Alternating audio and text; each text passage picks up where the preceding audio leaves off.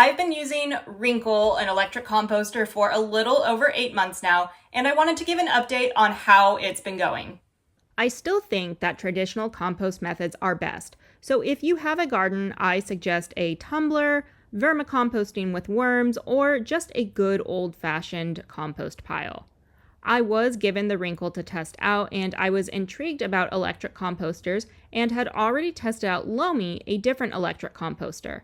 As a refresher, the Lomi creates what's considered pre-compost, meaning it breaks down the food scraps but should still be broken down further, either in your worm bin or a different composter or put in your green waste bin.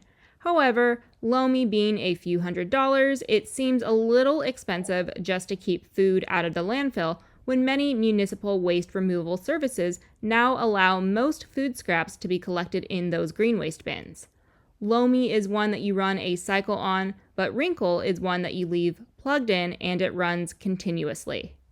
As far as electric composters go, this is as close to traditional compost as you can get because there are paddles that keep turning the food scraps and providing heat to really get things decomposing. And when you set Reencle up, you inoculate it with microbes. Before using the compost, you're not supposed to add anything else to it for about 2 to 3 days, but the food really does break down in just a couple of days. After harvesting compost from Reencle, it should be left to cure for 3 weeks before using it so that you don't burn your plants. So it does mimic composting outside pretty closely. So for apartment dwellers who have a small garden or house plants they can use the compost on, it could be a good option. And I do have lots of different compost systems, but I did find myself using Reencle a lot. I also take food scraps from my parents, and Reencle can take in a lot of food scraps that traditional compost systems shouldn't, such as meat and dairy. You could put very small amounts of those items in your other compost systems, but it's generally advised not to. Reencle was great for when my other compost systems were full to the brim to alleviate them and give them some time to break down the food scraps in them before adding more. And I live in California, so we don't have harsh winters, but I found myself using Reencle a lot more this winter because it was so easy to just walk over with food scraps instead of going outside when it was cold or raining heavily, and I didn't have a smelly compost bucket hanging around. However, after having used Reencle for a while now, I feel like I have more and new opinions on it that I'd like to share. I am about to show you what's inside my Reencle. I'd like to say that it was probably user error, but having a user error like mine, it should not be difficult to remedy. I think what happened was I added too many food scraps in a short period of time, and the inside got very wet despite adding dry material as well.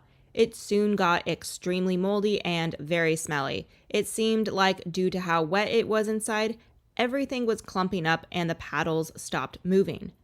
There are dry and purify buttons, which I was using a bunch, but week after week, the inside was still gross. So let's take a look inside. Okay, so you can see a lot of mold in here, but I have to tell you, a week ago it was 10 times worse, and I wish I was exaggerating, but I'm not. So imagine this, but 10 times worse, and imagine the smell. It was very putrid when the lid opened. I had to end up taking a hand trowel and tried to push everything down, and I also tried to wipe the lid down as best as I could. And mold in compost usually isn't a big deal, and it usually sorts itself out. But the mold in here was all different kinds of colors, and the smell was really awful, so there was definitely a horrible imbalance inside. And yes, I am sure I likely overloaded it with food scraps, so it was my fault. But I did balance it out with lots of dry paper products as well. They do say a fix is to add stale bread or dry pasta or rice, and I did that. But when the paddles inside are having trouble moving, it's not going to help. I ended up making things worse, and the only thing that I feel truly helped, like I said, was getting a hand trowel and pushing things down a bit and stirring it up. But it was the most disgusting job ever.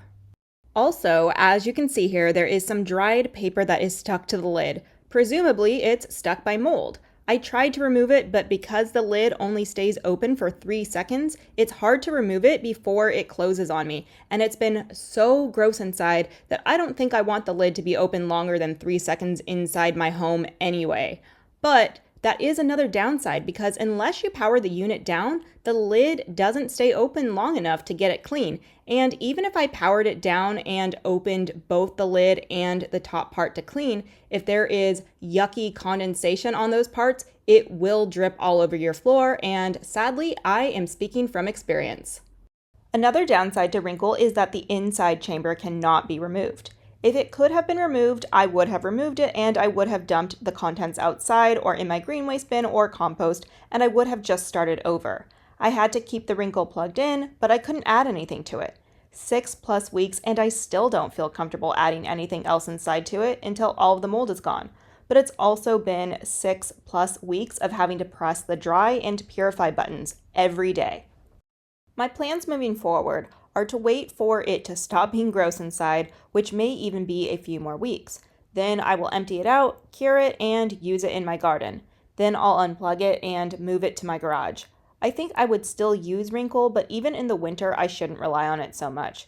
Being in California means that my outdoor compost systems don't slow down as much in the winter as compost systems in colder climates. I think I would plug Reencle back in if I had a batch of food that I wouldn't want to put in regular compost piles, but I'm unsure of how often that will be.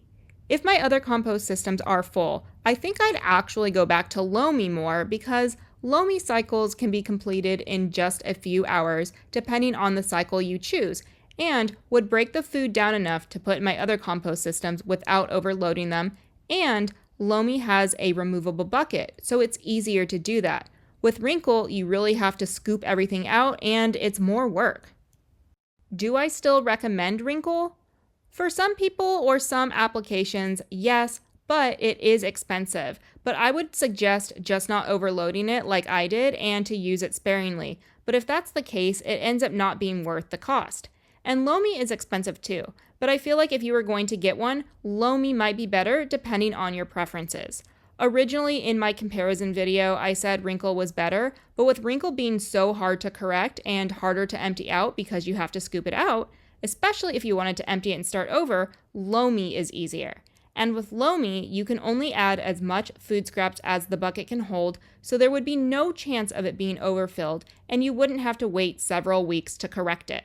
And just as a disclaimer, I was given both Reencle and Loamy to try for free. Otherwise, I would not have spent the money on them since I do have several compost systems outside.